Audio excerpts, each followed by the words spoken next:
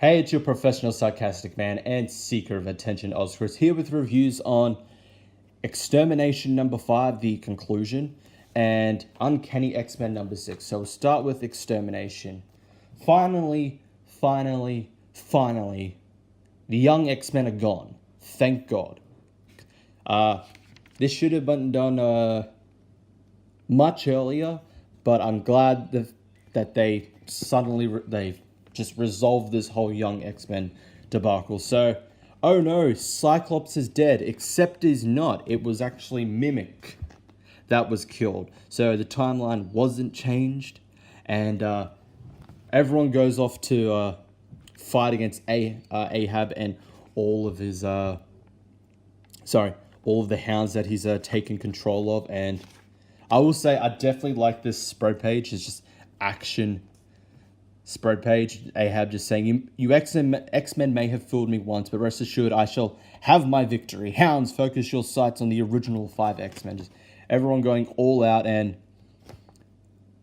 in most parts you can definitely see like so you have the 2 angels working together, you have the 2 Icemen working together, and you have the 2 Jean Greys working together.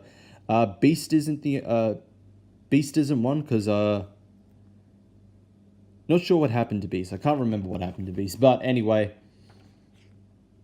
with unable to stop the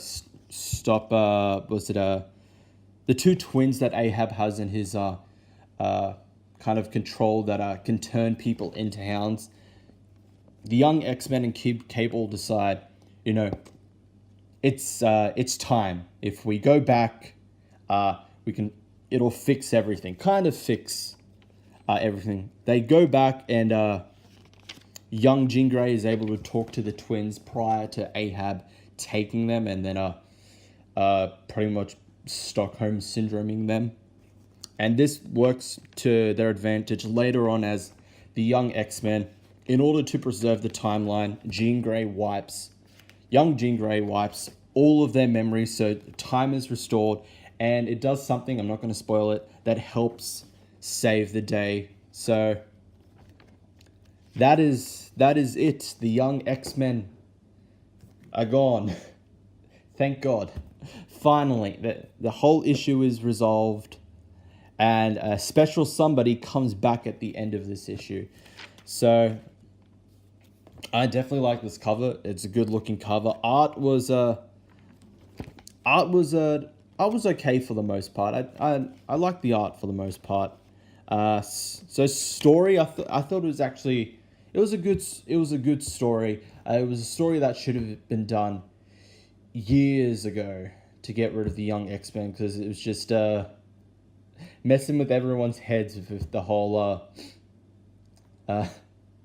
they're so different. How is it going to be resolved? But at least we have a proper conclusion. We don't have to deal with them anymore. Thank God. I found it funny. There was like a couple of scenes. The scenes are just like Iceman is just like a young Iceman's like, I'm not sure I can go back to before. I'm not the same person. I don't want to go back to pretending I'm something I'm not.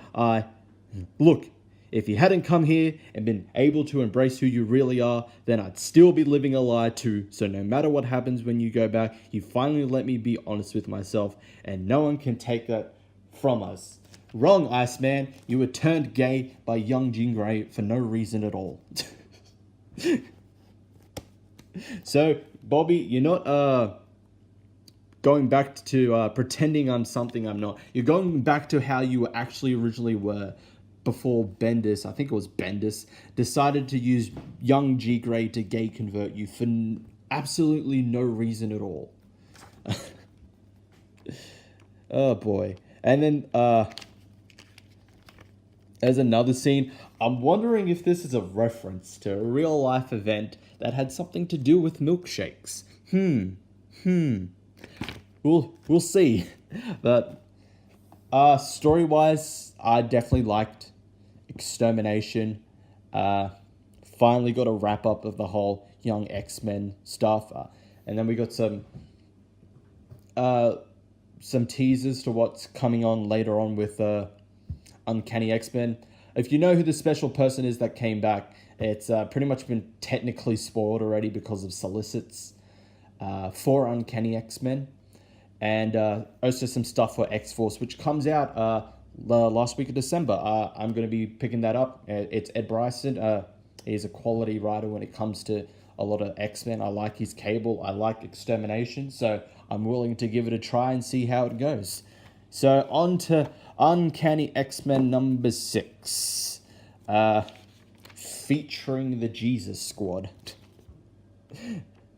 Just kidding around. So, dealing from the aftermath of turning Angel back into Archangel, he's not very happy with Betsy for what she did, and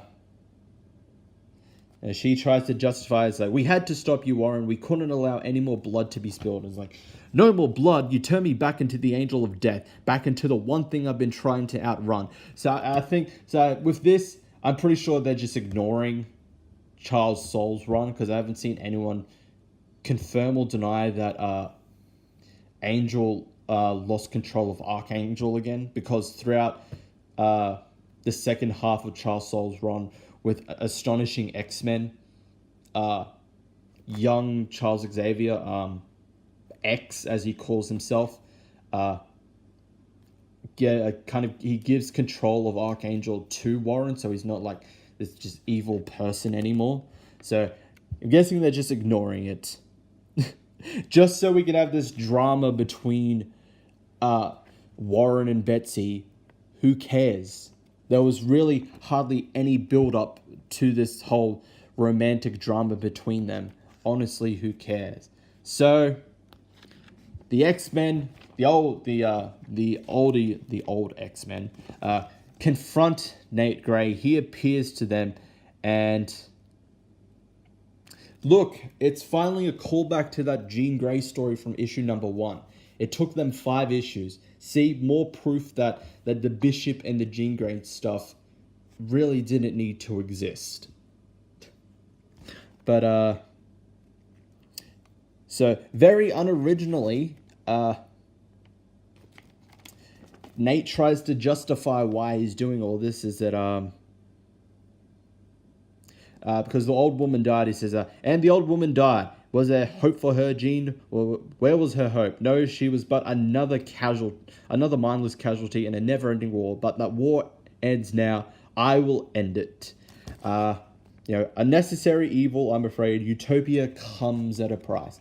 Although, I will say, I do like kind of this spread page of just them confronting Jesus. So, Nate Gray. Sorry, he doesn't want to be recalled Nate Gray. X-Man. He confronting X-Man. And he goes into a little bit more as to why he's doing this. And he's dying. Oh no. I'm dying and I want to make a better place. It's not original at all. So he wants to change the world. He wants to make it peaceful because he is dying. Ugh. So this is another meh issue. It's very clear they're really stretching this out, because this is supposed to be 10. This is supposed to be 10 issues. So they're really trying to stretch this out until the whole Age of X-Men stuff starts. Because there's a prime one-shot to kick everything off before it goes into those multiple mini-series. So I didn't particularly like this issue. It is really dragging out this plot.